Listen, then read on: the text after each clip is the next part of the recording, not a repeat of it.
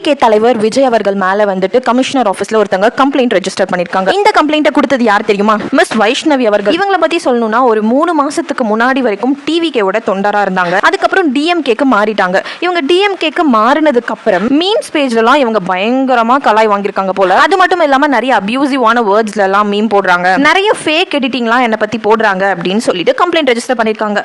விஜய் அவர்கள் மேலயும் அவங்க தொண்டர்கள் மேலயும். தொண்டர்கள் தானே இப்படி பண்ணாங்க, எதுக்கு விஜய் அவர்கள் மேல கம்ப்ளைண்ட் கொடுக்கணும் அப்படின்னு பாத்தீங்கன்னா அவங்க சொன்ன ரீசன், அதாவது தொண்டர்களை வந்து விஜய் அவர்கள் கண்டிக்கலையாமா, அதனால விஜய் மேலயும் நாங்க வந்து கேஸ் போடுவோயா அப்படின்னு சொல்லியிருக்காங்க. ஏமா என்னம்மா நியாயம் இது? உன்னை பத்தி கலாச்சு போட்ட நிறைய கண்டென்ட்ஸ் நானே பார்த்தது கிடையாது. எப்படி அவ்வளோ பெரிய தலைவர்கள் உட்காந்து சோஷியல் மீடியால பார்த்துட்டு இருப்பாங்க? அண்ட் அது வந்து அவர் பார்த்துட்டு இப்படி பண்ணாதீங்கன்னு சொல்லாததால ஒருத்தங்க மேல கம்ப்ளைண்ட் கொடுக்கலாமா? சோஷியல் மீடியால நீங்களுமே ரொம்ப ஆக்டிவா தான் இருக்கீங்க. இதே ஒரு 3 மாசத்துக்கு முன்னாடி உங்களை சொன்னாங்களா? கிடையாது. சோஷியல் மீடியா பிளாட்ஃபார்ம் பாத்தீங்கன்னா மக்களுடைய விருப்பங்கள் வெறுப்புகள் எல்லாத்தையுமே வெளிப்படுத்துற ஒரு இடமா தான் இப்போ இருக்கு. உன்னை பத்தி தப்பா எந்த சோஷியல் மீடியால போட்டாங்களோ, எந்த மீம் பேஜ்ல போட்டாங்களோ அவங்கள போய் கம்ப்ளைண்ட் கொடுக்காம சம்பந்தமே இல்லாம அந்த மனுஷனை கம்ப்ளைண்ட் பண்ணிருக்கீங்க. இந்த விஷயத்துல உங்களோட கருத்து என்ன அப்படிங்கறத கமெண்ட்ல சொல்லிடுங்க. அப்படியே சேனலையும் சப்ஸ்கிரைப் பண்ணிக்கோங்க. அப்பதான் நான் போடுற வீடியோஸ் எல்லாமே உங்களுக்கு ரெகுலரா வரும்.